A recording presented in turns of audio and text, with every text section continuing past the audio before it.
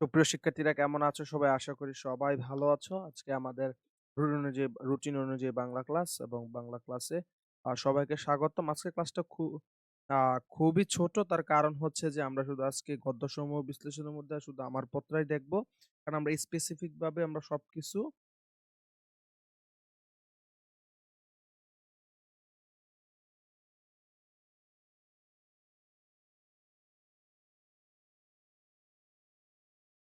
ঠিক আছে? আশা করি সবাই বুঝতে পারছো যে আমরা আসলে কি বলতে চাচ্ছি। আমরা খুব কয়েক মিনিটের মধ্যেই ক্লাসে চলে যাব। একটু অপেক্ষা করি আমরা ক্লাসে চলে যাব। আমাদের ক্লাসের সময় চলে এসেছে। একটু জাস্ট অপেক্ষা করি। আমরা ক্লাসে চলে যাব এবং জাতীয় বিশ্ববিদ্যালয়ের ভর্তির আম সিলেবাসটা আমরা বারবার মনে করিয়ে দিচ্ছি প্রতিটা ক্লাসের শুরুতেই আমরা মনে করিয়ে দিচ্ছি জাতীয় বিশ্ববিদ্যালয় ভর্তির ইয়া থেকে শুরু করে সবকিছু।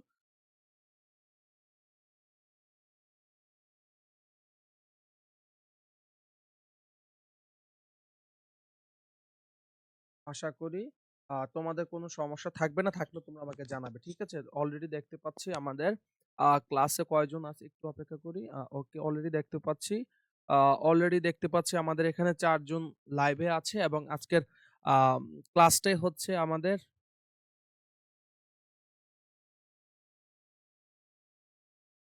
যুক্ত আছে। তোমরা কি সাউন্ড ঠিকমতো শুনতে পাচ্ছ কিনা সেটা একটু কাইন্ডলি জানাবে। ঠিক আছে? এবং বাংলা ক্লাস আজকে আমাদের আমার পথ প্রবন্ধ বিশ্লেষণ এবং আ বিস্তারিত সমূহ আজকে আমরা জানার চেষ্টা করব এবং খুব ডিপলি জানার চেষ্টা করব। দেখেন আ জাতীয় বিশ্ববিদ্যালয়ে ভর্তিতে আ জাতীয় বিশ্ববিদ্যালয়ে ভর্তিতে আমরা যা পড়ব তাই বাংলাতে কত মার্ক আছে জানি তো আমরা সবাই? আ বাংলাতে আছে আমাদের বাংলাতে আছে আমাদের কত মার্ক? ২০ মার্ক। জাতীয় বিশ্ববিদ্যালয়ে ভর্তিতে NUতে যারা পরীক্ষা দিবেন, জাতীয় বিশ্ববিদ্যালয়ের বাংলাতে আছে আপনার ২০ মার্ক। ২০ মার্ক, ঠিক আছে? এই ২০ মার্কের মধ্যে যদি আমরা ২ টা স্লটে ভাগ করি, একটা হবে আপনার বাংলা সাহিত্য পাঠ, ঠিক আছে? একটা হবে বাংলা সাহিত্য পাঠ এবং আরেকটা হইতেছে বাংলা ব্যাকরণ পাঠ। আরেকটা হচ্ছে বাংলা ব্যাকরণ পাঠ। এই বাংলা ব্যাকরণ পাঠ এবং সাহিত্য পাঠ মিলে আপনার টোটাল কত নাম্বার হবে? ২০ মার্ক, ২০ মার্ক, ২০ মার্কের পরীক্ষা হবে। এবং আমরা যা পড়াবো, কথা দিচ্ছি যা পড়াবো তার থেকে কমন পাবেন। এবং কথা হচ্ছে যে ক্লাসে পড়লে তো শেষ না, ক্লাসের পরেও আপনাদের একটু বাসায় কি করতে হবে? আ আ ক্লাসের পরে একটু বাসায় কি করতে হবে? আপনাদের পড়তে হবে। ঠিক আছে? একটু দেখতে হবে এবং আমরা এখন বিশ্লেষণ করে যাচ্ছি। আমরা খুব তাড়াতাড়ি সবকিছু আবার সবার সামনে উপস্থাপিত করে দেব। ঠিক আছে? মানে এমসিকিউ প্র্যাকটিস শিট এবং সবকিছু আমরা ইয়ে করে দেব। তো আজকের ক্লাসের ইয়ে হচ্ছে বাংলা সাহিত্য পাঠ এবং হইতেছে কি? আমার পথ। ওকে। বাংলা থেকে যেকোনো ইউনিভার্সিটিতে পরীক্ষা দেন না কেন, যেকোনো জায়গায় পরীক্ষা দেন না কেন, মোস্ট প্রবাবলি সবচেয়ে থেকে বেশি মানে প্রতি ইউনিভার্সিটি এবং প্রতিটা টপিক ধরুক বা না ধরুক, প্রতিটা ইউনিভার্সিটি আমার পথ টপিকটা ধরে। ঠিক আছে? আমার পথ টপিকটা ধরে এবং মজার বিষয় হচ্ছে অন্য কিছু জায়গাতে প্রশ্ন না করলেও অন্য কিছু জায়গা থেকে প্রশ্ন না করলেও তার কবি পরিচিতি থেকে প্রশ্ন করে। ঠিক আছে? তার পরিচিতি কবি পরিচিতি থেকে সে কি করে? প্রশ্ন করে। এবং এখান থেকে যে আমার পথ আমরা পড়বো, আমার পথ থিকা এবং আমার পথ যে আমরা পড়বো, এই আমার পথের প্রশ্ন একদম হুবহু পাবেন কমন। এখানে কোনো পরিবর্তন হবে না। এখানে কোনো কি হবে না? পরিবর্তন হবে না। একদম আপনারা যা পড়বেন তাই হুবহু কমন পাবেন। ওকে। আসেন, আশা করি বুঝছি। আবার বলতেছি, বাংলাতে আপনারা যারা এনইউতে পরীক্ষা দিবেন, এনইউতে পরীক্ষা দিবেন, সেক্ষেত্রে বাংলা হচ্ছে আপনার কত মার্ক? বাংলা হচ্ছে আপনার ২০ মার্ক। বাংলা হচ্ছে ২০ মার্ক। আর জিএসটিতে যারা দিবেন তাদের হচ্ছে ১৫ মার্ক। আর কুবিতে যারা দিবেন আ তাদের হচ্ছে আপনার ২০ মার্ক। ওকে। সিলেবাস বুঝা ফেলছি। প্রতিটা ক্লাসের শুরুতে আ প্রতিনিয়ত আমরা ক্লাসের শুরুতে সিলেবাসটা মনে করায় দিচ্ছি আপনাদের সুবিধার্থে। আপনাদের যা পড়াবো তার থেকে আসবে, কিন্তু বাসায় একটু পড়ার চেষ্টা করবেন। আপনারা যারা লাইভে আছেন, প্রায় অনেকেই দেখতে পাচ্ছি যে লাইভে আছেন। আপনারা একটু কষ্ট কইরা আ কমেন্ট করবেন যে আপনারা সবকিছু শুনতে পাচ্ছেন কিনা এবং সবকিছু বুঝছেন কিনা। ঠিক আছে?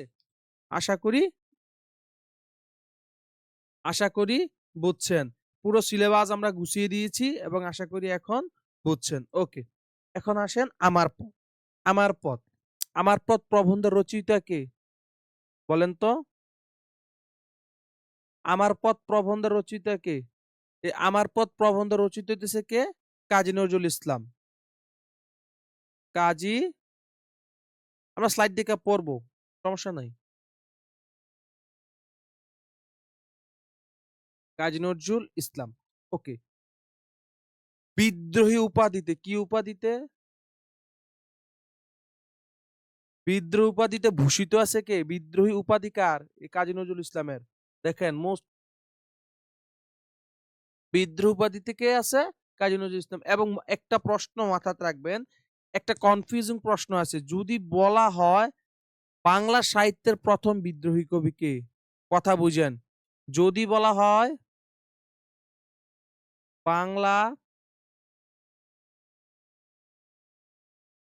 বাংলা সাহিত্যের প্রথম বিদ্রোহী কবি, সাহিত্যের প্রথম বিদ্রোহী কবি। বাংলা সাহিত্যের প্রথম বিদ্রোহী কবি হচ্ছে মাইকেল মধুসূদন দত্ত। কথা বুঝেন। মাইকেল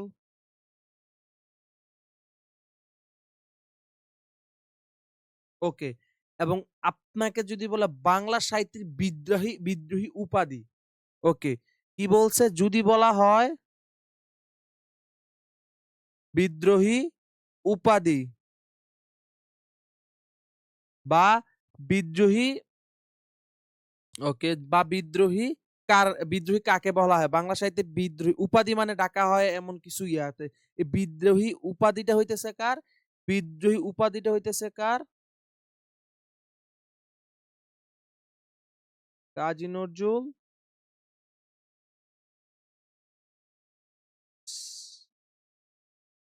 ইসলামের। আশা করি বুঝছেন। যখন আপনাদের কেউ বলবে যে বাংলা সাহিত্যের প্রথম বিদ্রোহী কবি কে? তখন উত্তর হবে মাইকেল মধুসূদন দত্ত। এবং যদি বলা হয় যে বাংলা সাহিত্যের বিদ্রোহী উপাধি কার? বিদ্রোহী উপাধি কার বললে আপনারা উত্তরটা কি দিবেন? সেটা হচ্ছে কে? বিদ্রোহী উপাধিটা হচ্ছে কাজী নজরুল ইসলাম। আশা করি বেসিক কিছু তথ্য আপনারা জানতে পারছেন। আ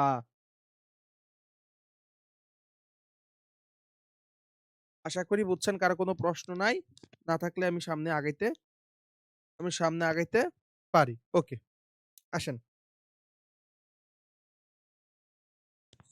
ওকে। আজকে আমরা গদ্যসমূহ বিশ্লেষণের ওকে, আমার পথ। আমার পথ লিখছে কে? আসেন। ওকে। আমার পথ লিখছে কে? কাজী নজরুল ইসলাম। কে লিখছে? কাজী নজরুল ইসলাম। নিশ্চয়ই এটা আসবে না যে আমার পথ লিখছে কে? কাজী নজরুল ইসলাম। আসবে। কিছু প্রশ্ন আসবে একদম হুবহু। ওগুলা একদম সুন্দর কইরা, ঠিক আছে? ওকে। জীবনকাল ১৮৯৯ থেকে ১৮৯৯ সালে জন্মগ্রহণ করে এবং ১৯৭৬ সালে মারা যান। জন্ম দেখেন ২৪শে মে। কখন? জন্ম কত সালে? জন্ম হচ্ছে তো আপনার ২৪শে মে ১৮৯৯। ওকে। ২৪শে মে ১৮৯৯ খ্রিস্টাব্দ। বাংলা হয়েছে ১১ই জ্যৈষ্ঠ ১৩০৬ খ্রিস্টাব্দ। ঠিক আছে? তারপর হচ্ছে মৃত্যু হচ্ছে ২৯শে আগস্ট ১৯৭৬ খ্রিস্টাব্দ ১২ই ভাদ্র ১৩৮৩। জন্মস্থানটা হচ্ছে পশ্চিমবঙ্গের বর্ধমান জেলার আসানসোল মহকুমার চুরুলিয়া গ্রামে। দেখেন এখান থেকে আপনি কাজী নজরুলের অন্য কোনো জায়গা থেকে প্রশ্ন হোক বা না হোক, আমরা গতবার দেখছি যে গতবার জাতীয় বিশ্ববিদ্যালয়ের প্রশ্নতে দেখলাম যে কাজী নজরুল ইসলামে আ আমার পথ থেকে কাজী নজরুলের সোজাসুজি যে এই প্রশ্নটা তুইলা দিছে। এবং এই প্রশ্নটা সোজাসুজি কুবিতেও দিছে। কুমিল্লা বিশ্ববিদ্যালয়ে দিছে। ঠিক আছে? এই প্রশ্নটা সরাসরি আবার কুমিল্লা বিশ্ববিদ্যালয়ে দিছে। ঠিক আছে?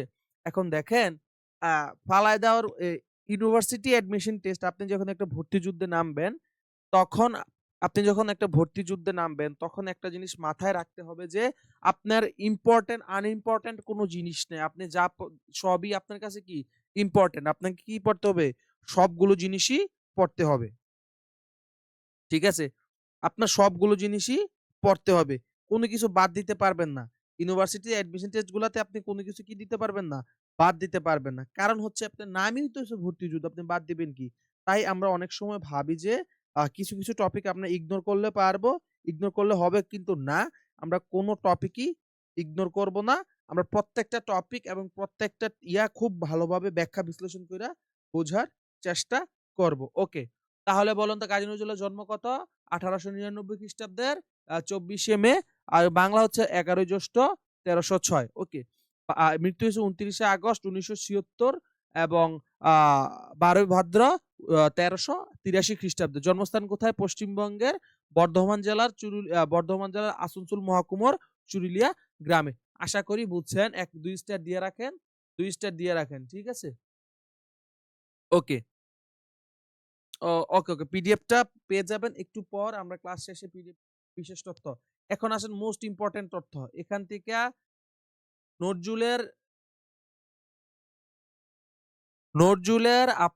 নজরুল প্রবন্ধ থেকে যদি প্রশ্ন নাও করে, যেহেতু নজরুলের সিলেবাসে ২ টা জিনিস আপনারা এখানে পাবেন। একটা হইতেছে আমার পথ। ঠিক আছে? একটা হইতেছে কি? একটা হইতেছে আমার পথ। আরেকটা হচ্ছে আপনাদের কবিতার নামটা কি? বিদ্রোহী। কি? বিদ্রোহী। আবার আরেকটা আছে কি? বিদ্রোহী।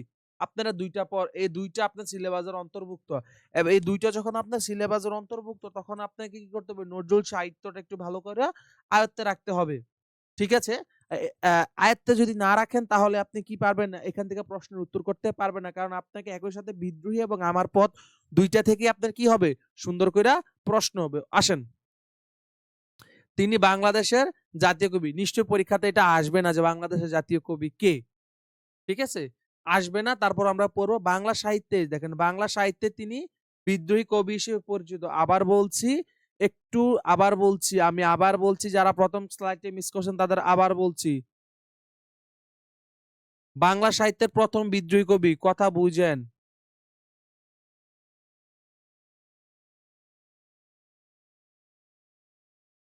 বাংলা সাহিত্যের ১ম বিদ্রোহী কবি।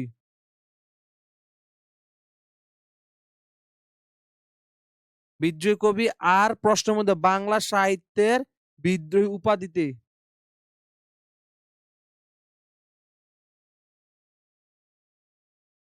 উপাধিতে ২ টার প্রশ্ন, একটু কিন্তু ২ টা ন্যারেটিভ। একটু ভালো করে দেখেন।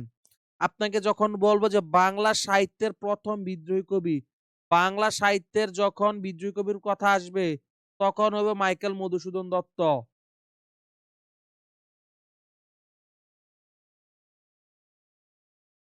মাইকেল মধুসূদন দত্ত। দেখেন, বাংলা সাহিত্যের ১ম বিদ্রোহী কবি হচ্ছে মাইকেল মধুসূদন দত্ত। আর বাংলা সাহিত্যের বিদ্রোহী উপাধিতে বা বিদ্রোহী হিসেবে পরিচিত হইতেছে কে? কাজী নজরুল ইসলাম। কে? কাজী নজরুল ইসলাম। কাজী নজরুল ইসলাম। আশা করি বুঝছেন। এই যে আপনাদের এই জায়গাতে আমি আবার একটু মনে করায় দিচ্ছি, যখন বলবে বাংলা সাহিত্যের বিদ্রোহী কবি, যখন বলবে বাংলা সাহিত্যের বিদ্রোহী কবি, তখন বাংলা সাহিত্যের ১ম বিদ্রোহী কবি তখন হবে মাইকেল মধুসূদন দত্ত। তখন হবে মাইকেল মধুসূদন দত্ত। আর যখন বলবে যে বাংলা সাহিত্যের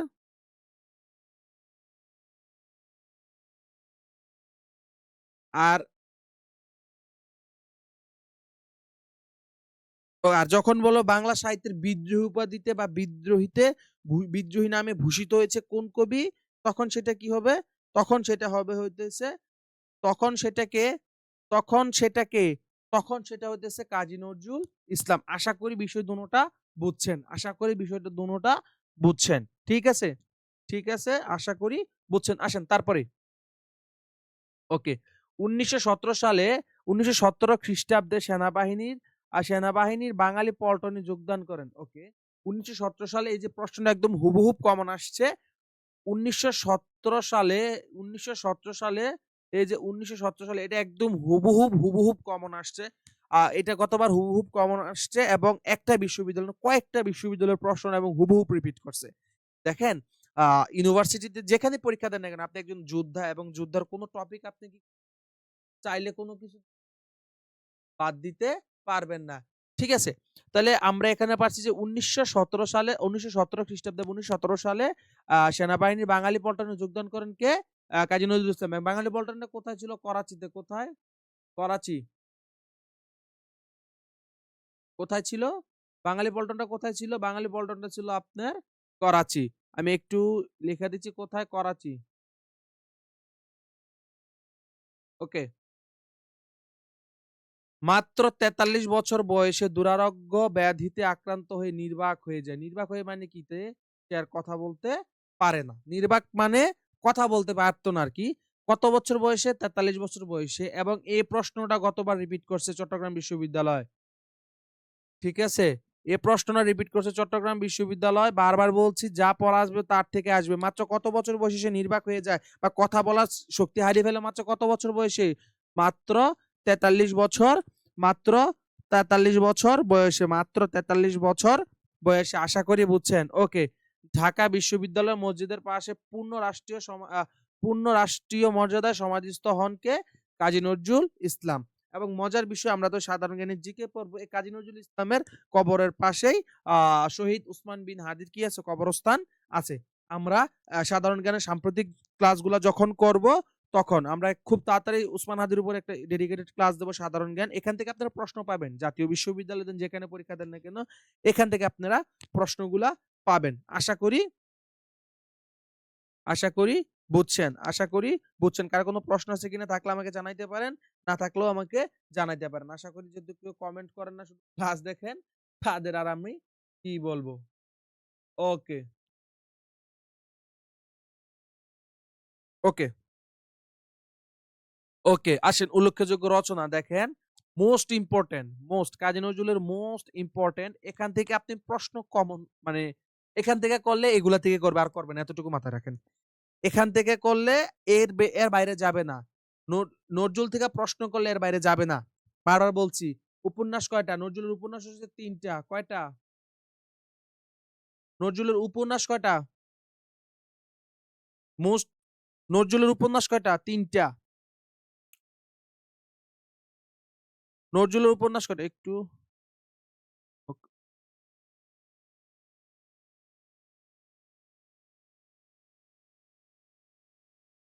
নজরুলের উপন্যাস কয়টা? নজরুলের উপন্যাস হচ্ছে কয়টা আপনার? ৩ টা।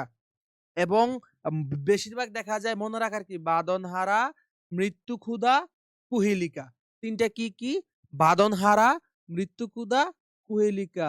বাঁধনহারা, মৃত্যুক্ষুধা, কুহেলিকা। বাঁধনহারা, মৃত্যুক্ষুধা, কুহেলিকা। আপনার এত ডিটেইলস এ ডিপে পড়া লাগবে না। কিন্তু যা পড়াচ্ছি তা আপনাকে তা পরীক্ষার জন্য খুব গুরুত্বপূর্ণ। ঠিক আছে? এখানে কোন কিছু বাদ দেওয়ার মতো টপিক নেই। তাহলে বাঁধনহারা, ঠিক আছে? বাঁধনহারা, মৃত্যুক্ষুধা, কুহেলিকা। ওকে। আসেন গল্পগ্রন্থ। গল্পগ্রন্থ হচ্ছে ব্যথার দান, রিক্তের বেদন, শিউলি মেলা। এই শিউলি মেলাটা বেশিরভাগ প্রশ্নে আসছে। এই শিউলি মেলাটা বেশিরভাগ প্রশ্নে শিউলি মেলাটা এ মানে শিউলি মেলাটা বেশিরভাগ ইয়েতেই আসছে। ওকে। প্রবন্ধ গ্রন্থ হইতেছে যুগবাণী, দুর্দিনের যাত্রী, রুদ্রমঙ্গল, রাজবন্দির, জবানবন্দি। এখানে আছে না এখনো মরুভাস্করের মতো আরো কিছু আসলে আপনার এখন দরকার মানে আমরা সবকিছু এখান থেকে আপনার স্লাইডটা মোস্ট ইম্পোর্টেন্ট। আপনার ৫ স্টার আমি দিয়ে দিচ্ছি। এখান থেকে প্রশ্ন করলে আমার পথ যদি প্রশ্ন প্রবন্ধ থেকে যদি প্রশ্ন না করে, এখান থেকে প্রশ্ন কমন পাবেন। এখান থেকে আপনি প্রশ্ন কি পাবেন? কমন পাবেন। এখান থেকে প্রশ্ন আপনি কমন পাবেন। একদম সিউর। থাকেন যে এখান থেকে আপনি কি পাবেন? প্রশ্ন কমন পাবেন। ওকে। আশা করি বুঝছেন। আমরা পরের স্লাইডে যাচ্ছি। আসেন। পাঠ পরিচিতি। ওকে। উৎস প্রবন্ধ গ্রন্থ। ওকে। এই যে আমার পথ প্রবন্ধ কোন ইয়ে থেকে নেওয়া হয়েছে আমার পথ? বলেন তো? আমার পথ কোন ইয়া থেকে নেওয়া হয়েছে? এটার উৎস গ্রন্থ কি? ওকে। আমার পথ নেওয়া হয়েছে কোন থেকে? রুদ্রমঙ্গল থেকে। কই থেকে? রুদ্রমঙ্গল থেকে সংকলিত করা হয়েছে। আশা করি বুঝছেন। আশা করি বুঝছেন। এটাও খুব গুরুত্বপূর্ণ প্রশ্ন। সোর্স গুলা খুব গুরুত্বপূর্ণ। কোন উৎস থেকে নেওয়া হয়েছে সেটা গুরুত্বপূর্ণ। ওকে।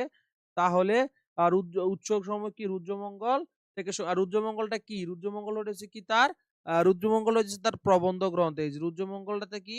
তার প্রবন্ধ গ্রন্থ। রুদ্রমঙ্গলটা কি? তার প্রবন্ধ গ্রন্থ। ইম্পোর্টেন্ট। ইনস্টার করেন। ওকে, আসেন। আজকের ক্লাসটা এমনিও ছোট, যেহেতু আমার পথ প্রবন্ধটাও ছোট এবং পড়াগুলা কিন্তু একটু বিস্তর আলোচনার মাধ্যমে পড়বো। ওকে, প্রথমে একদম লেখক শুরুতে বলছে আমার পথ দেখাবে আমার সত্য। এখানে এই যে আমার পথ, যে তার পথ নির্দেশক, সেটা হইতেছে কি? এই যে লেখকের পথ নির্দেশক হলো সত্য।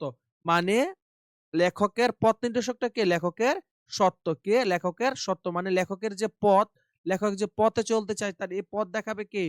এই পথ দেখাবে কে? তার সত্য। এখানে বিপদ নামে কিছু একটা এখানে বিপদ বলতে এই প্রবন্ধে আমরা বিপদ নামে একটা শব্দ পেয়েছি। বিপদ মানে কি? প্রাবন্ধিক বিপদ বলেছেন সত্যবিরোধী পথকে। যে পথে গেলে আপনি সত্যকে পাবেন না, সে সে পথকে লেখক কি বলতেছে? বিপদ হিসেবে উল্লেখ করছে। কিন্তু তার পথ কোনটা? তার পথ দেখাবে হইতেছে কি? তার সত্য। তার পথ দেখাবে কে কার? তার সত্য। আর বিপদ মানে কি? বিপদ বিপদ মানে হইতেছে সত্য পথের বিপরীত। সত্য পথের সত্য পথের বিপরীত। সত্য পথের বিপরীত।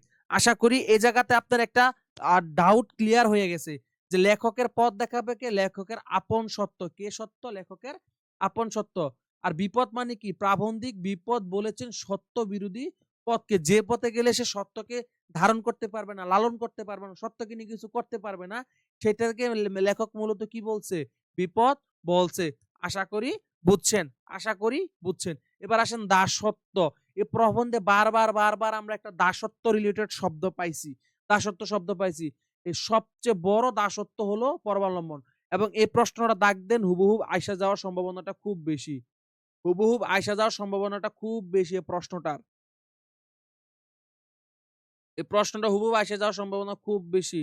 এই দাসত্ব, মানুষ সবচেয়ে বড় দাসত্ব হলো পরবালম্বন। আর পরবালম্বন কখন হয়? মানুষ যখন নিজেকে চিনতে পারে না, তখন কি হয়? এই পরবালম্বনের সৃষ্টি হয়। আর সবচেয়ে বড় দাসত্ব হলো কি? সবচেয়ে বড় দাসত্ব কি? সবচেয়ে বড় দাসত্ব হলো পরবালম্বন। পরাবলম্বন মানে কি? অন্যের উপর নির্ভরশীল। মানে কি? অন্যের উপর নির্ভরশীল হওয়া। মানে কি স্যার? অন্যের অন্যের উপর নির্ভরশীল হওয়া কি? অন্যের উপর নির্ভরশীল হওয়া। আশা করি বুঝছেন। এই পরাবলম্বন মানে কি? অন্যের উপর নির্ভরশীল হওয়া। আর এটা কখন হয়? মানুষ যখন নিজের আত্মাকে চিনি না, মানুষ যখন নিজেকে চিনতে পারে না, তখনই মানুষ কি হয়ে যায়গা? পরাবলম্বন বা অন্যের উপর নির্ভরশীল হইয়া জায়গা। আশা করি বুঝছেন। আশা করি বুঝছেন। ওকে, এই প্রশ্নটা কিন্তু হুবহুব আসবে। এই দাসত্ব থেকে প্রশ্ন করলে এটা হুবহুব আসার সম্ভাবনা বেশি। ওকে, মহাত্মা গান্ধী আসেন। মহাত্মা গান্ধী তিনি মানুষকে স্বাবলম্বী হতে শিখেছিলেন। দেখেন, আপনাকে এমন ভাবে একটা প্রশ্ন আসতে পারে যে আমার পথ প্রবন্ধে কোন রাজনৈতিক ব্যক্তির কথা উল্লেখ আছে? তো কোন রাজনৈতিক ব্যক্তির কথা উল্লেখ আছে? মহাত্মা গান্ধী। কে? মহাত্মা গান্ধী। এবং তিনি মানুষকে কি শিখাচ্ছিলেন? তিনি মানুষকে শিখাচ্ছিলেন স্বাবলম্বী হওয়া। কারণ তখন অসহযোগ আন্দোলন চলছিল ভারতে এবং সবাই মহাত্মা গান্ধী যখন সবাইকে বললেন যে বেরিয়ে আসেন, আমরা একত্রিত হইয়া যুদ্ধ করি, কিন্তু তখন সবাই তোকে বললেন মহাত্মা গান্ধী আছে। সেটাকে বলছে যে মহাত্মা গান্ধী যিনি মানুষকে কি হচ্ছিলেন? স্বাবলম্বী হতে শিখাচ্ছিলেন। আর স্বাবলম্বী মানে কি? নিজেকে চেনা। স্বাবলম্বী মানে কি? নিজেকে নিজেকে চেনা, নিজের সত্যকে চেনা। কি চেনা? নিজের সত্যকে চেনা। তারপরে কি? নিজের আত্মার উপর বা নিজের সত্যের উপর কি করা? বিশ্বাস স্থাপন করা। কি করা? বিশ্বাস বিশ্বাস স্থাপন করা। আশা করি বুঝছেন। এই যে বিষয়টা আমরা বলছি যে প্রশ্নে আসবে যে আমার পথ প্রবন্ধে কোন রাজনৈতিক ব্যক্তির কথা উল্লেখ আছে? কার কথা আছে?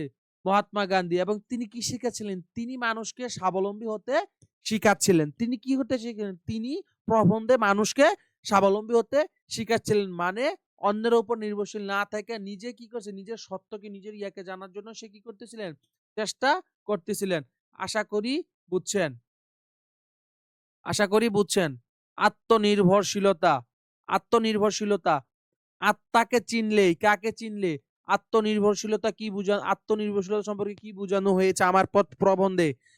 আত্মাকে চিনলে আত্মনির্ভরতা আসে। এখানে আত্মাকে চিনলে আত্মনির্ভরতা আসে মানে কি? নিজের আপন সত্যকে চিনতে হবে। নিজের আপন সত্যকে চিনতে হবে। এই যে নিজের আপন সত্যকে চিনতে হবে যে আত্মনির্ভরশীলতা, আত্মাকে চিনলে আত্মনির্ভরশীলতা আসে। এখন যে আত্মনির্ভরশীলতা সেটা কিভাবে আসে? নিজেকে চেনার মাধ্যম কি? নিজেকে চেনার মাধ্যম কি? নিজের সত্যকে নিজের পথ হইতে হইব কে? নিজের পথ হইতে হইব কে? নি নিজের পথ হইতে হইব কি? আপন সত্য। নিজের পথ হইতে হইব কি? আপন সত্য। যে আত্মনির্ভরশীলতা। আত্মাকে চিনলে আত্মনির্ভরতা আসে। আত্মাকে চিনলে আত্মনির্ভরতা আসে। এটা কোন প্রবন্ধের উক্তি? এটা আমার পথ প্রবন্ধের উক্তি। সেটা আমার পথ প্রবন্ধের উক্তি। এটা কি? আমার পথ প্রবন্ধের উক্তি। আশা করি বুঝছেন। আশা করি বুঝছেন। কারো কোনো প্রশ্ন আছে কিনা কমেন্ট বক্সে তাকাচ্ছি। বলেন, জিজ্ঞেস করেন কারো কোনো প্রশ্ন আছে কিনা। দেখেন ঠিক আপনি যখন পড়বেন ঠিক এভাবেই পড়বেন। ঠিক এভাবেই পড়বেন। ওকে। বিনয় বনাম অহংকার। আচ্ছা, বিনয় এবং অহংকারটা কি? এখানে আমরা একটু বিস্তারিত বুঝার চেষ্টা করি। তার আগে আমরা একটু ড্রয়িংটা মুছে ফেলি। না হলে বুঝতে একটু কষ্ট হবে। আসলে এখানে বিনয়টা আর অহংকারটা লেখক আসলে কি বুঝেছে একটু দেখি আসেন। বিনয় বনাম অহংকার। ওকে, প্রাবন্ধিকের মতে মানে প্রাবন্ধিক মানে কি লেখক। আর লেখকটাকে কাজী নজরুল ইসলাম। বিনয়ের চেয়ে অহংকারের পৌরস্য অনেক ভালো। এখানে এখানে লেখক আসলে যেটা বুঝাইতেছে সেটা হইতেছে যে এখানে এই যে আমরা অনেক সময় কি জানেন মানুষের সাথে বিনয় দেখাইতে গিয়ে মিথ্যা বইলা ফেলি। আমরা মানুষের সাথে অনেক সময় বিনয় দেখাইতে গিয়ে কি বলি? নিজের সত্য বলা ভুলে যাই। কি করি? নিজের সত্য নিজের সত্য নিজের সত্যটা ভুলা জায়গা নিজের সত্যটা ভুলে যাই। এই যে বিনয়, এই বিনয় দেখাইতে গেলে আমরা কি করি? সত্য বলা ভুলে জায়গা। কি বলা ভুলে জায়গা? সত্য বলা সত্য বলা সত্য বলে সত্য বলা ভুলে যাই। যে এখন দেখেন সত্য বলা ভুলে যাই। এখন দেখেন আপনাদের বলি আমরা অনেক সময় এই বিনয় দেখাইতে গিয়ে কি এই বিনয় দেখাইতে গিয়ে কি করি? সত্য বলা ভুইলা ফেলি। মানে ওই তার মন মতো হইবো না হইতো না। আ এটার জন্য আমরা কি করি? অনেক সময় সত্য বলাটা ভুইলা যাই। কিন্তু লেখক বলতেছে যে মিথ্যা বিনয়ের চেয়ে অহংকারের পৌরস্য সত্যের অহংকারের পৌরস্য অনেক ভালো। কি বলতেছে? এই যে আপনি কেউ যদি গিয়া আপনি মিথ্যা বিনয় একটু অপেক্ষা করেন। ওকে। মিথ্যা বিনয়।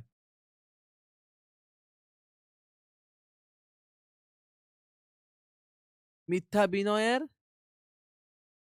হচ্ছে অহংকারের। অহংকারের পৌরুষ কি? সরি। অহংকারের পৌরুষ এই যে মিথ্যা বিনয়, এই মিথ্যা বিনয়টা কি? অনেক সময় আমরা মানুষের মন রাখার জন্য কি বলি? মিথ্যা বইলে তার মন রাখি। কি বলি? মিথ্যা বলে তার মিথ্যা বলে কি রাখি? মিথ্যা বলে তার মন রাখি। মিথ্যা বইলে কি রাখি? তার মন রাখি। কিন্তু লেখক আমাকে বলতেছে আপনি তার মন রাখার জন্য আপনি মিথ্যা না বইলা যখন সত্য বলবেন সে ভাববে আপনার ভিতর অহংকার আছে। কি আছে? আপনার ভিতর কি আছে? অহংকার আছে। আপনার ভিতর কি আছে? অহংকার আছে। আর লেখক এইটাই বলতেছে যে মিথ্যা বিনয়ের চেয়ে অহংকারের পৌরুষ অনেক ভালো। অনেক ভালো। আশা করি বিষয়টা বুঝছেন। এই যে মিথ্যা বলে কারো মন জোগার চেয়ে যে সত্য কথা বলা যদি মনে করে যে ছেলেটার অহংকার আছে, তাহলে থাকুক, সে ভাবুক, সেটা তার ভাবার কাজ। লেখক মূলত এটাকেই বলছে যে মিথ্যা বিনয়ের চেয়ে অহংকারের পৌরুষ অনেক ভালো, অনেক ভালো। আশা করি বুঝছেন, আশা করি বুঝছেন। ওকে, এবার আসেন। সত্যের অনুসন্ধান। ভুল পথ দিয়ে গেলে সত্যকে পাওয়া যায়। এই প্রশ্নটা দাগ দেন, এই প্রশ্ন হুবহু আসবে। এখানে কোনো মডিফাই হবে না। এই যে প্রশ্নটা আছে না, সত্যের ভুল পথের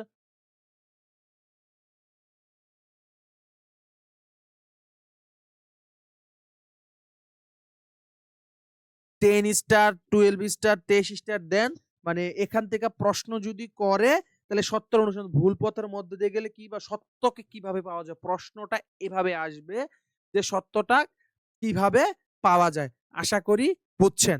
আশা করি বুঝছেন যে ভুলের মধ্যে দিয়ে গেলে সত্যকে, মজার বিষয় ভুল যে করছেন ভুলটা স্বীকার করতে হইব। যে ভুল করছেন আপনাকে স্বীকার না করে যদি মনে করেন যে হয়ে যাবো এমনটা না। আপনি ভুল করছেন, ওই ভুল থেকে কি করতে হইব? শিখতে হবে এবং সত্যটা স্বীকার করতে হইব যে আপনার কি হয়ে গেছে? ভুল হইয়া গেছে। তারপরে আপনি কি শিখবেন? সত্যের পথ অনুসন্ধান, মানে সত্যের অনুসন্ধান যেমন ভুলের মধ্যে দিয়ে গেলে কি পাওয়া যায়? সত্যকে পাওয়া যায়। সত্য অবশ্যই স্বীকার করতে হবে। এবার আসেন। বড় ধর্ম। আমার পথ প্রবন্ধিক বড় বলেছেন মানব ধর্মকে। এই প্রশ্নটা আপনার গুচ্ছতে গতবারের আগের বার হুবহুব আসছে বাংলাতে। একদম হুবহুব আসছে এই প্রশ্নটা। এই যে এই প্রশ্নটা গুচ্ছতে আসছে। এই প্রশ্নটা গুচ্ছ বিশ্ববিদ্যালয়তে আসছে এবং মোস্ট ইম্পোর্টেন্ট স্টার মার্ক করে রাখেন। আমি আসলে বইলা দিতেছি। মানে এখান থেকে কিছু, কিছু প্রশ্ন আছে, এখান থেকে করলে প্রশ্নগুলার কোনো কি হবে না? মডিফাই হবে না। এই প্রশ্নগুলার কখনোই কোনোদিন কি হবে না? মডিফাই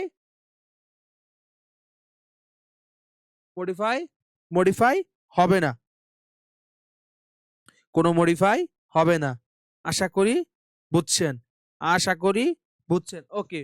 মিলনের উদ্দেশ্য। এ রচনায় প্রাবন্ধিকের অন্যতম উদ্দেশ্য হিন্দু মুসলমানের মিলন। দেখেন, এই হিন্দু মুসলমান প্রত্যেকটা ধর্ম কি শিখায়? সত্য শেখায়, মিথ্যা বলা শেখায় না, মিথ্যা বলাই শেখায় না। এটাই লেখক বলতেছে যে হিন্দু মুসলমানের যে গলদ, এটা নিয়ে আমরা রাত দিনের পর দিন, দিনের পর দিন মুসলমান রাজনীতিবিদেরা ব্যবসা করে থাকে। কিন্তু লেখকের যে এখানে মিলনের উদ্দেশ্যে একটা কথা বলছে, এটা হচ্ছে হিন্দু মুসলমানের মিলনের উদ্দেশ্য। দেখেন প্রত্যেকটা ধর্ম কি শেখায়? মানব ধর্মকে শিখায়। এটাই লেখক খুব সুন্দরভাবে বলছে। এজন্য তাকে অসাম্প্রদায়িকের কবি বলা হবে। এবং মজার বিষয় হচ্ছে নজরুল যে লেখালেখি শুধু অসাম্প্রদায়িক ছিলেন বিষয়টা এমন না। নজরুল তার সাহিত্য মানে হ্যাঁ, নজরুল তার সাহিত্যকর্মে নজরুল তার সাহিত্যকর্মে যে শুধুমাত্র ছিলেন কি বলেন? অসাম্প্রদায়িক ছিলেন বিষয়টা এমন না। সে তার বাস্তব জীবনেও অসাম্প্রদায়িক ছিলেন। তিনি বিয়ে করছে হিন্দু, নাম প্রমীলা দেবী। আ সহধর্মিণীর নাম হচ্ছে প্রমীলা দেবী এবং মজার বিষয় তার বড় পুত্রের নাম হচ্ছে কৃষ্ণ মুহাম্মদ।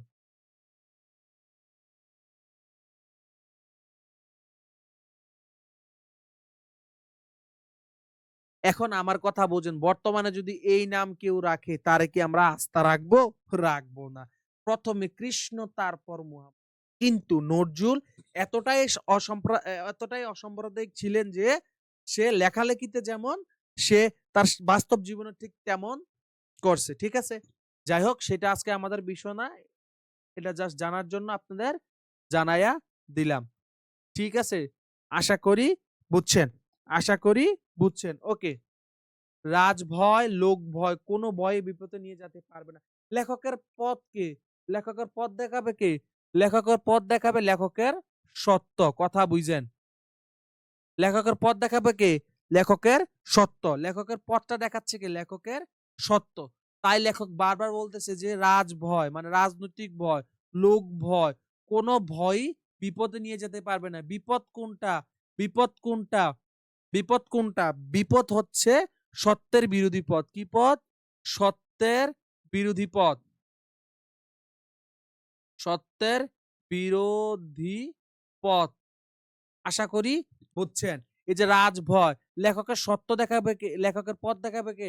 লেখকের সত্য। তাই লেখক বলতেছে রাজভয়, লোক ভয়, কোন ভয় বিপদে নিয়ে যেতে পারবে না। আর বিপদটা মানে কি? বিপদ হচ্ছে সত্যের বিরোধী পথ। আশা করি বুঝছেন। আশা করি বুঝছেন। আশা করি বুঝছেন। আশা করি বুঝছেন। ওকে, তারপরে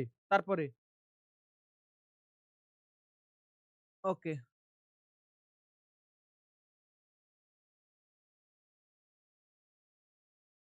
আত্মা সত্যকে অস্বীকার করার ফলে মানুষ ক্রমেই ছোট হয়ে যায়। ওই যে আমরা বারবার বলছি যে মানুষ মনে করে যে বিনয় দেখাইতে গিয়ে যদি তার সাথে মিথ্যা বলি, আমি তার সামনে ছোট হয়ে যাবো। এটাই লেখক এখানে বলছে যে আত্মসত্যকে অস্বীকার করার ফলে মানুষ ক্রমেই ছোট হয়ে যায়। তাই আমাকে কি করতে হবে? সত্যের পথ চলতে হবে। সত্যের পথ নিয়া হাঁটতে হবে। আশা করি বুঝছেন। ওকে। তারপরে নিজেকে নিজের কর্ণধার মনে করা দম্ভ বা অহংকার নয়। কারণ লেখক প্রথমেই বলছে যে আমার পথ দেখাবে আমার সত্য। কে? আমার পথ দেখাবে আমার পথ দেখাবে আমার সত্য। আশা করি বিষয়টা বুঝছেন। তাই লেখক বলছে যে কারণ লেখক প্রথমে বলছে যে আমার পথ দেখাবে আমার সত্য। এখানে কর্ণধার মানে হইতেছে পথপ্রদর্শক। কর্ণধার হইতেছে কর্ণধার হতেছে পথপ্রদর্শক নেতা, পথপ্রদর্শক বা নেতা। তার মানে লেখকের পথ দেখাবে কে? লেখকের পথ দেখাবে কে? লেখকের পথ দেখাবে হচ্ছে লেখকের নিজেকে নিজের কর্ণধার মনে করা দম্ভ বা অহংকার নয়। কারণ লেখক প্রথমেই বলছে যে আমার পথ দেখাবে আমার সত্য। আশা করি বুঝছেন, আশা করি বুঝছেন। তারপরে নিজেকে চিনলে মানুষ আপন সত্য ছাড়া অন্য কাউকে কুর্নিশ করে না। লেখক আগেও বলছে যে লেখক প্রথমেই বলছে যে আমার পথ দেখাবে আমার সত্য বলছে যে নিজেকে চিনলে মানুষ আপন সত্য ছাড়া কাউকে কুর্নিশ করে না। আশা করি বুঝছেন, আশা করি বুঝছেন।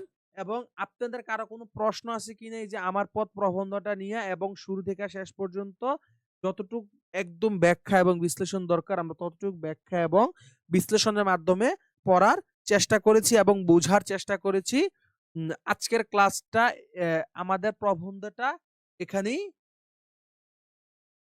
আমাদের প্রবন্ধটা এখানেই শেষ। আপনারা ফেসবুকে ফলো রাখতে পারেন, ইউটিউবে ফলো রাখতে পারেন এবং বিষয়টা ভালো লাগলে ফলো করতে পারেন, না ভালো লাগলে কোনো ফলো করার দরকার নাই। ঠিক আছে? এবার আসেন আমরা এমসিকিউ সলিউশনে যাব। এবার আসেন আমরা এমসিকিউ সলিউশনে যাব। আসেন আমরা এখন কোথায় যাব? আমরা এখন এমসিকিউ সলিউশনে যাব। একটু এখন আমরা আমরা এমসিকিউ সলিউশনে যাব। ঠিক আছে?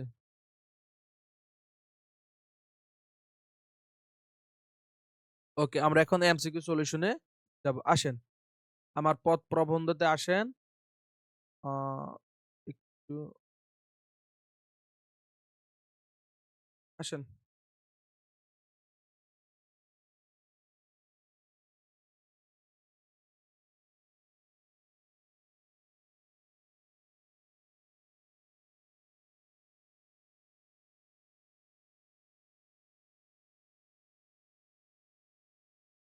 ওকে, দেখেন প্রশ্ন। ভুলের মধ্যে দিয়ে গেলে কিভাবে সত্যকে পাওয়া যায়? ভুল থেকে শিক্ষা গ্রহণ করে, বারবার ভুল করার মাধ্যমে, ভুল চেপে ধরার মাধ্যমে, ভুল স্বীকার করার মাধ্যমে। আচ্ছা, আমরা পড়ছিলাম যে ভুল থেকে কিভাবে? ভুল স্বীকার করার মাধ্যমে এবং সেটা কিসের মাধ্যমে? ভুল স্বীকার করার মাধ্যমে। কিসের মাধ্যমে? ভুল স্বীকার করার ভুল স্বীকার করার মাধ্যমে। আশা করি বুঝছেন। ১৫ নম্বর প্রশ্নটা একটু পড়েন তো। ওকে। আমার পথ প্রবন্ধে আমার পথ প্রবন্ধের লেখকের মতে মানুষ অনেক সময় সত্যকে অস্বীকার করে ফেলে কখন? ওই যে বিনয় দেখাতে গিয়ে, কি দেখাতে গিয়ে? কি দেখাতে গিয়ে? বিনয় দেখাতে গিয়ে, কি দেখাইতে গিয়া? বিনয় দেখাইতে গিয়ে, কি দেখাইতে গিয়া? আহা!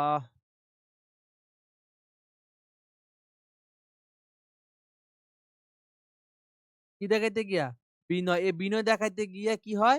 সে সত্যকে বলা ভুইলা যায়। সে ওই যে মনে করে যে সামনের মানুষ কি মন খারাপ করবে না, ইয়া করবে, এটা ভাইবা সে কি করে? সত্যটা বলে না। তাই লেখক বলছে যে, আমার পথ প্রবন্ধে লেখকের মতে মানুষ অনেক সময় সত্যকে অস্বীকার ফলে কখন? বিনয় দেখাতে গিয়ে। দেখেন যা এগুলো কিন্তু ইয়ারলি বেস কোয়েশ্চেন। এগুলো কিন্তু প্রত্যেকটা ইউনিভার্সিটি আসার মতো প্রশ্ন এবং এসেছে। মডিফাইড এ কিন্তু আমার নিজে মডিফাইড করা কোয়েশ্চেনের মতো। ঠিক আছে? ওকে। দেখি তারপরেরটা। আমার পথ প্রবন্ধে আমি ভাবনার বিন্দুতে উৎস যোগায় কি? আমার পথ প্রবন্ধে আমার পথ প্রবন্ধে আমি ভাবনা। কি ভাবনা? আমি ভাবনা বিন্দুতে কিসের উচ্ছ্বাস জাগায়? বিন্দুতে কিসের সিন্ধুর উচ্ছ্বাস জাগায়? কিসের? বিন্দুতে সিন্ধুর উচ্ছ্বাস জাগায়। ওকে, আসেন 17 নাম্বার। স্পষ্ট কথা বলায় কি থাকে? স্পষ্ট কথা বলা অভিনয় থাকে। মানুষ এটাকে কি মনে করে না? সহজে নিতে পারে না। এত তিতা কথা কস কেমনে? ওকে। স্পষ্ট কথায় বলায় কি থাকে? অভিনয় থাকে, আবার অহংকার থাকে না কিন্তু। অহংকার না, অহংকারের পৌরস্য তখন হইব অহংকার। ওকে। 18 নাম্বার। নজরুলের মতে বিনয়ের চেয়ে কোন জিনিসটি ভালো? এই যে দেখেন, তো অহংকারের পৌরস্য বলা আসেনি, এই যে দেখেন, অহংকারের পৌরস্য। নজরুলের মতে বিনয়ের চেয়ে নিচের কোন জিনিসটি ভালো? অহংকারের পৌরস্য। এই যে অহংকারের পৌরস্য ভালো। আশা করি বুঝছেন। ওকে, তারপরে কাজী নজরুল ইসলামের মতে সত্যকে প্রকাশ করতে না জানলে মানুষের মাঝে কি তৈরি হয়? মানুষের মাঝে কি তৈরি হয়? আবার বলছি, লেখক ১ম এ বলছে যে, "আমার পথ দেখাবে কে? আমার পথ দেখাবে কে? আমার সত্য।" এই যে এখন যে আমার সত্য, আপনি যদি আমার সত্য, আপনার পথ যদি নিজে ঠিক করে না পড়তে, মানে পথ যদি ঠিকমতো করতে না পারেন, তখন আপনি কি হয়ে যাবেন? পরবালম্বন হয়ে যাবেন। মানে আপনি অন্যের উপর নির্ভরশীল হয়ে যাবেন। দেখেন তো এখানে আছে কিনা? দেখেন তো আছে কিনা যে আমার কাজী নজরুল ইসলামের মতো সত্যকে প্রকাশ করতে না জানলে মানুষের মধ্যে কি তৈরি হয়? অসহিষ্ণুতা হবে, বাদ আসবে না, অবিশ্বাসও আসবে না, দাম্ভিকতা আসবে না, পরনির্ভরশীলতা মানে কি? অন্যের উপর নির্ভরশীলতা। তারপরে ২০, আমার পথ প্রবন্ধে লেখক কাকে নমস্কার জানিয়েছেন? লেখক তার আপন সত্যকে কি জানাইছে? নমস্কার জানাইছে। এটা আসেনি, এই যে এটা। ওকে। তারপরে এই যে এই প্রশ্নটা সবচেয়ে বেশি রিপিটেড কোয়েশ্চেন। এই প্রশ্নটা রিপিটেড কোয়েশ্চেন। সাম্মার জন্য তো কি ঘেঁষে মেজে পরিষ্কার করা? কই ঘেঁষে মেজে পরিষ্কার করা, এটা একটু এটা শব্দের অর্থ থেকে। শব্দের অর্থ থেকে, এবং এটা মোস্ট প্রবাবলি সবচেয়ে বেশিবার রিপিটেড কোয়েশ্চেনই এটা। তারপরে আমার পথ প্রবন্ধে লেখক পরিহার করতে বলেছে কি?